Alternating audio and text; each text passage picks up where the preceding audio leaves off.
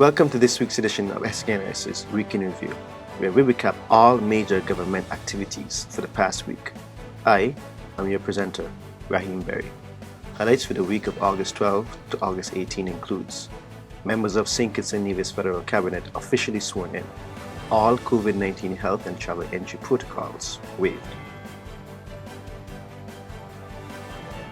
Following the swearing-in of Prime Minister the Honourable Dr. Terence Michael Drew on August 6, the other ministers of St. Kitts and Nevis' federal government were officially sworn in and assigned ministerial portfolios on Saturday, August 13, during a ceremony held at Warner Park Cricket Stadium.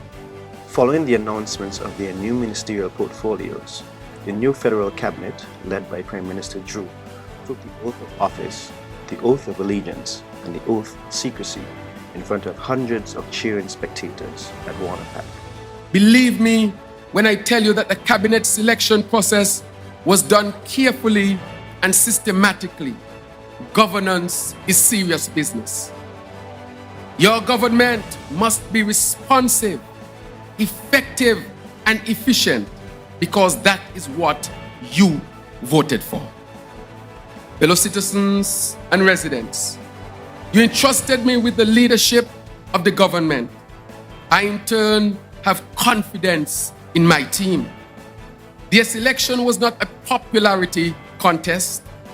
Rather, I have to ensure that each ministry and each statutory corporation has ministers who are competent, empathetic, respectful, compassionate, accountable, and energetic. I believe we have such ministers. The ceremony was witnessed by scores of supporters, senior government officials, members of the clergy, members of diplomatic and consular corps, heads of government, specially invited guests from across the region and locally, members of the media and the civil society. Prime Minister Honourable Dr. Terence Drew met with members of his cabinet along with invited persons where he welcomed them on Monday, August 15, 2022. Held in a cabinet room of the Office of the Prime Ministers, Monday's meeting featured the full slate of the cabinet members. In delivering brief remarks, Prime Minister Drew noted that his administration is ready and fully committed to working in the best interests of the people of St. Kitts and Nevis. A new waiver with immediate effect from August 15, 2022 has been introduced by the government of St. Kitts and Nevis to allow citizens, residents, and international travelers entry into Federation without restrictions.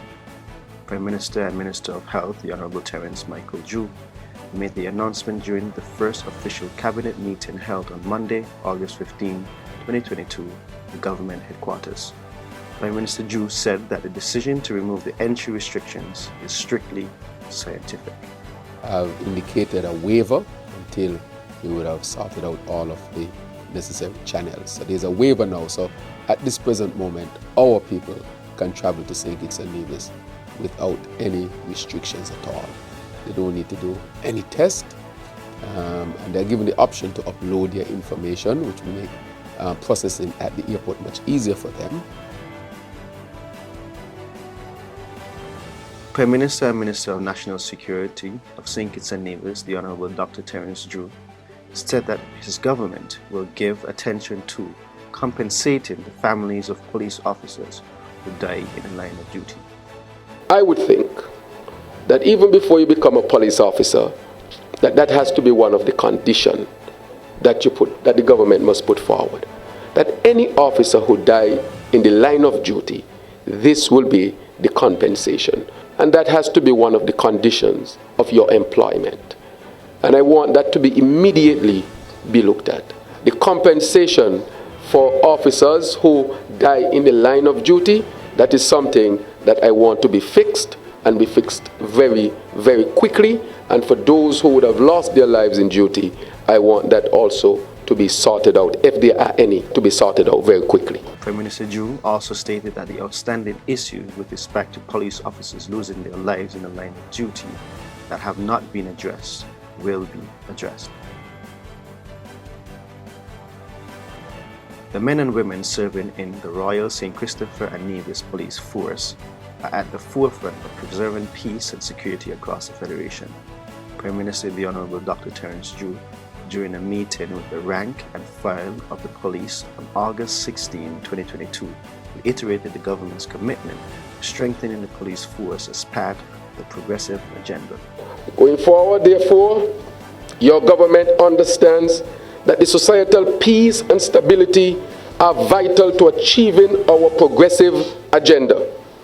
But first and foremost, there must be due attention to justice, natural justice, social justice, economic justice, environmental justice, and workplace justice. Accordingly, the strength of the police service is top priority. But what does this mean? It means that our people must see, hear, and feel your presence in a constructive manner.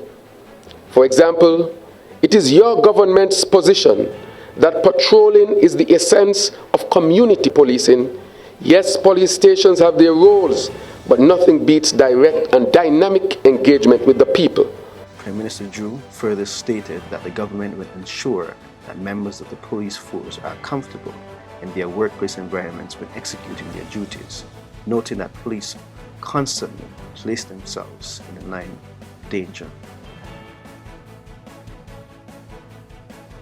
Prime Minister of St. Kitts and Nevis, the Honourable Dr. Terence Drew, on Thursday, August 18, participated in a virtual emergency meeting of the Organization of Eastern Caribbean States, OECS, Authority, his first official meeting at the OECS level since assuming office on August 6, 2022.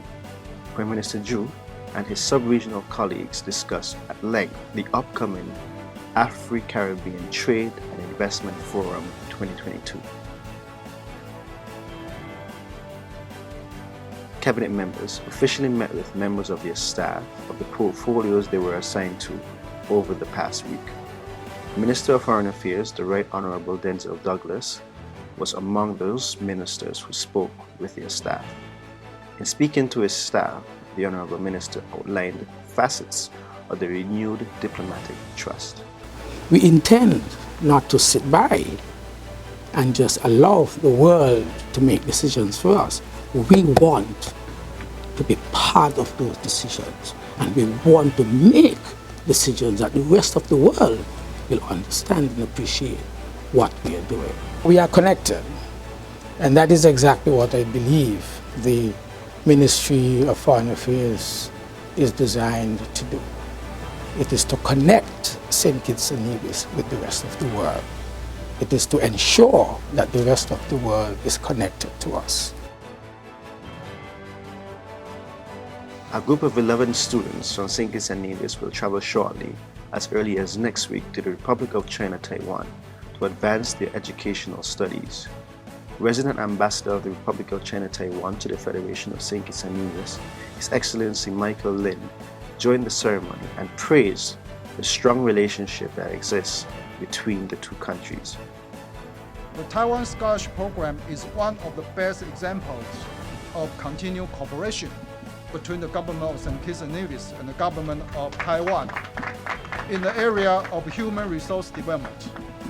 I firmly believe that the students will dedicate themselves to the study in Taiwan and return to their homeland with the knowledge and the skills they learned to contribute to the development of your great country. 7 students of the 11 recipients received the Ministry of Foreign Affairs Scholarship Awards, while the other 4 received the International Cooperation and Development Fund scholarships. And this concludes this week's edition of SKNIS's Weekly Review. See you next week.